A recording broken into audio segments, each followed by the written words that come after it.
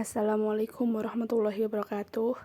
Kami dari kelompok 7 akan mempresentasikan hasil diskusi kami, yaitu mengenai pembuatan keputusan kelompok atau group decision. Perkenalkan anggota kami. Yang pertama yaitu Rafli Akmal Maulana dengan NPM 20101104012. Kemudian saya Yuwana Gabriela Srianto dengan NPM 20101104070. Dan rekan saya Hazik dengan NPM 20110104056. Proses pembuatan keputusan kelompok. Pembuatan keputusan kelompok melibatkan lebih dari satu orang atau satu individu.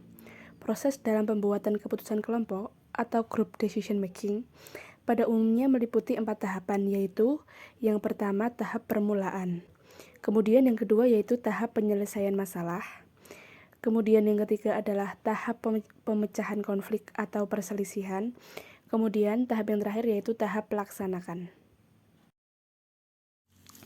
Keuntungan dan kerugian pembuatan keputusan kelompok. Yang pertama yaitu keuntungan. Dalam kategori pengembangan tujuan, kelompok memberikan jumlah pengetahuan yang lebih besar. Kemudian dalam pengembangan alternatif, usaha-usaha individual para anggota kelompok dapat memungkinkan pencarian lebih luas dalam berbagai bidang fungsional organisasi. Kemudian dalam penilaian alternatif, kelompok mempunyai kerangka pandangan yang lebih besar. Kemudian dalam pemilihan alternatif lagi, kelompok lebih dapat menerima risiko dibanding pembuat keputusan individu. Karena berpartisipasi dalam pembuatan keputusan, para anggota kelompok secara individual lebih termotivasi untuk melaksanakan keputusan.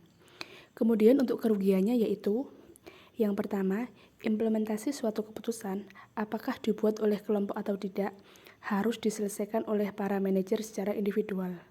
Karena kelompok tidak diberikan tanggung jawab, keputusan-keputusan kelompok dapat menghasilkan situasi di mana tidak seorang pun merasa bertanggung jawab dan saling melempar tanggung jawab. Kemudian berdasarkan pertimbangan nilai dari waktu sebagai salah satu sumber daya organisasi, keputusan kelompok sangat memakan biaya. Kemudian, pembuatan keputusan kelompok adalah tidak efisien bila keputusan harus dibuat dengan cepat.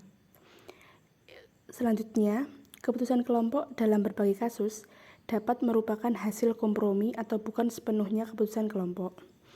Kemudian yang terakhir, bila atasan terlibat atau bila salah satu anggota kelompok mempunyai kepribadian dominan, keputusan yang dibuat secara kelompok dalam kenyataannya bukan keputusan kelompok.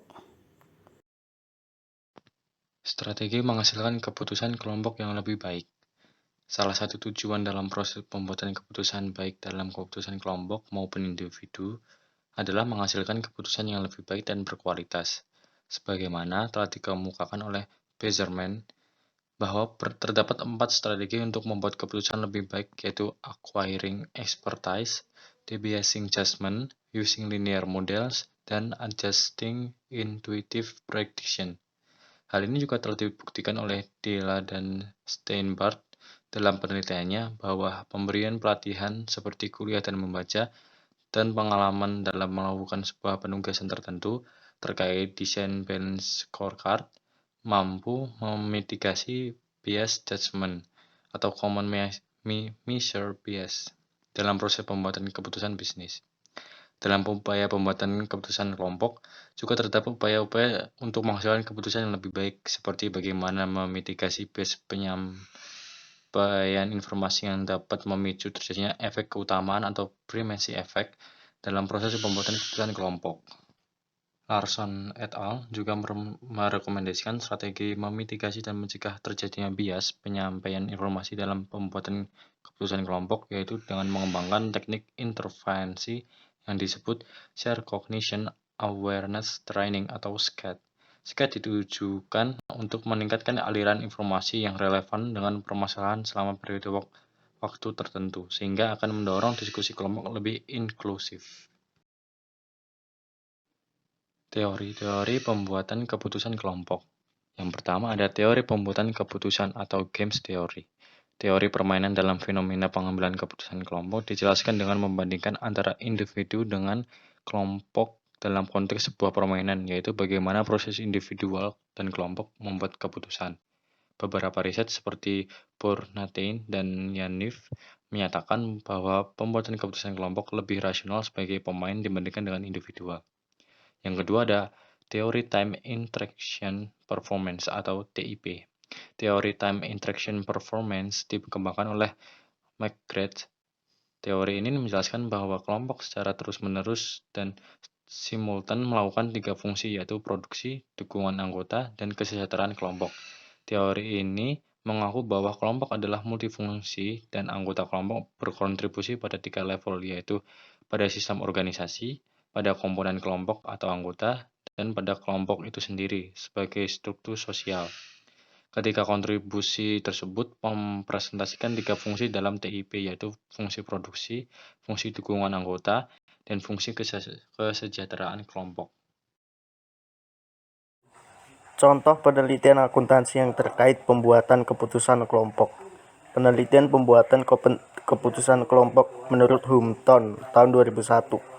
Penelitian ini menguji bagaimana memitigasi bias judgment dalam diskusi kelompok. Tujuan penelitian ini adalah untuk memperbaiki kualitas keputusan dalam model Collective Information Sampling atau CIS dengan menawarkan teknik intervensi kelompok yang disebut Shared Cognition Awareness Training atau SCAT. Penelitian ini memberikan dukungan empiris bahwa adanya aliran informasi yang relevan dengan permasalahan selama periode waktu tertentu melalui teknik intervensi yang disebut SCAT dapat memitigasi bias judgment. Berdasarkan hasil penelitian, dapat disimpulkan bahwa SCAT dapat mencegah terjadinya bias efek keunggulan.